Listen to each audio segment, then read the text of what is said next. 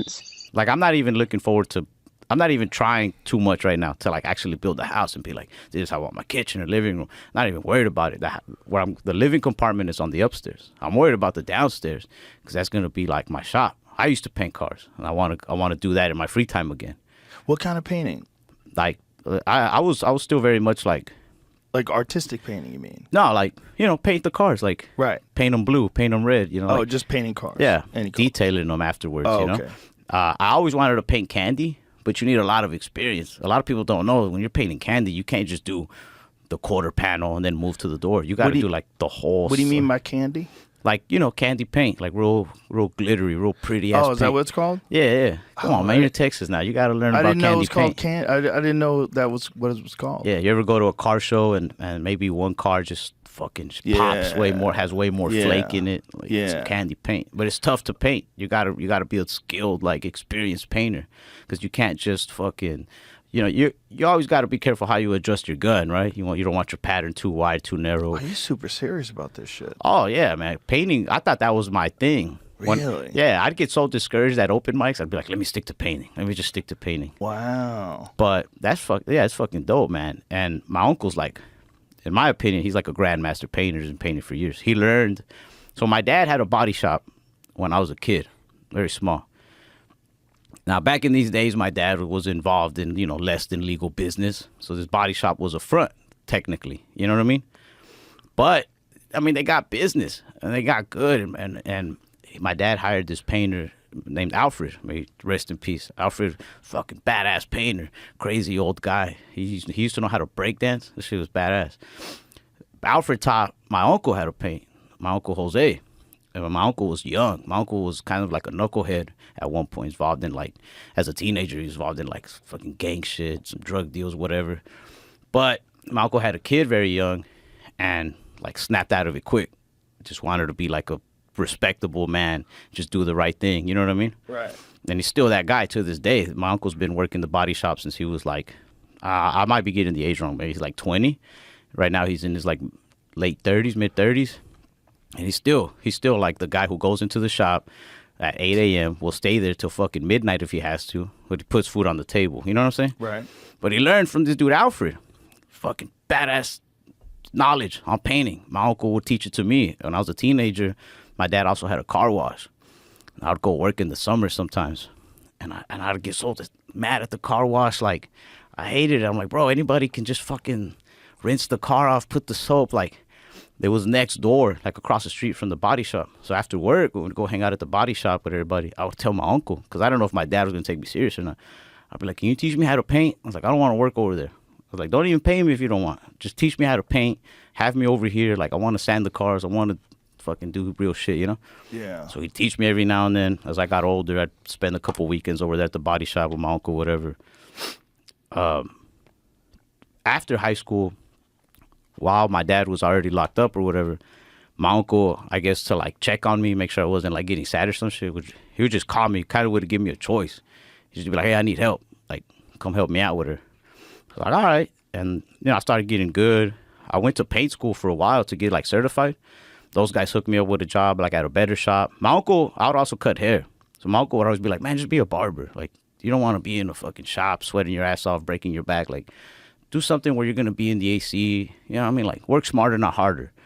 But I eventually did that. But at the time, I'm like, I want to fucking learn this, Like, yeah. let me do this. So I went and worked at a body shop. And I worked at one where this painter, man, I hate not to talk down on another man, but that guy wasn't worth the fuck. He was a cool painter, but he didn't care. So I was the paint prepper. What do you mean he didn't care? Like, he wasn't in there to do good work. He was in there to just get his paycheck.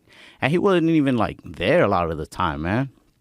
Like, there's a lot of preparation that goes into painting a car. A lot of sanding. So you got to fucking sand and make sure you sand this. And then you got to clean it this way and make sure there's no, like, type of chemicals in the air. Like, you can't keep, like Armor All or anything they use for detail car. You can't have that in the same room you're painting in. You get a chemical reaction and your paint job will look like shit. Really? Yeah. It's like... Just in the air? Yeah, there's tons of little details. Mechanic work and paint work cannot be in the same room. Really? Yeah, you just can't. You can't have it. You know what I mean? So, Armor All just being in the room will fuck up your paint? Yeah, bro. If you like, let's say you like sprayed some armor on some shit, or you wiped the car down, and you weren't supposed to, like, which is anything that was like cleaning product. You have to be careful what exactly you're using. So you're saying if the Armor All contacted the paint physically? Nah, like even if it's just kind of like in the air. Yeah, I mean, at least that's how careful we were. Like, but you think, what is that doing to you then? What do you mean? All the paint stuff? Oh, it's killing you. Armor, it's got to be killing you. I mean, the paint is worse than the armor. We're like breathing in like primer. We're breathing in like Bondo dust. We're breathing in so much stuff. Is there a lot of people that have like lung problems that are painters? Oh yeah. Even if you don't like get the lung cancer, right? Let's say you live a full life as a painter. Bro. They've done autopsies on painters. Their lungs are like different colors. Oh, Jesus Christ, really? Yeah. But like I mean, I'd rather have it different paint? colors than just, nasty pink or whatever. What if you wear one of those Fauci masks? They help. No, like, definitely wear your mask, wear your gloves. They help. But the shit is there. You know what I mean? You're getting it in even through those crazy masks? Yeah, for sure. There's no way. And then there's different masks. There's masks that will help you block the dust from like primer or like from the body filler, but those masks aren't going to help you when it comes to paint, and like vice versa. You gotta swap masks when you're sanding versus when you're painting. Yeah, so I started getting pretty good as a painter, especially when I went to work at a shop where my uncle's not like babysitting me anymore. Now I'm like learning on my own, and when I say on my own, I mean like the reason I say that one painter wasn't worth the damn was because when you first work at a shop and you're trying to be a painter, you got to be a paint prepper or like a painter's apprentice for like a few years. So it's my job to like prepare the car, I like every step of the way up until it's in the booth, taped up, ready to get painted. That's when the painter would just show up. I don't know. He's probably just been kicking it at the house all day. He'll show up, mix the paint it, spray it, clear it, and then he'd go home. So I've been prepping these cars for like days on end. I'm staying extra, Every now and then, if it was a smaller piece, like a bumper or just like a small piece of the car, they just leave it up to me. They're like, well, you go ahead and knock it out. So I started getting good. There was a guy there, man, I forget his name, super cool ass fucking guy, who was just kind of like a shop hand. Like he didn't really work on cars, but if you needed help, sometimes you need help moving a fucking hood or a door, like just random shit. He was there, and he had a Buick, like it was his grandpa's Buick, like a '99, just regular Buick. And he was like, "Man, I want you to paint it. So I painted like half the car, because it only the front end needed it. That was like my only like big paint job. I started getting good, but that's when I really jumped more into comedy. So I just kind of quit, and I did whatever I had to do to make sure comedy worked out.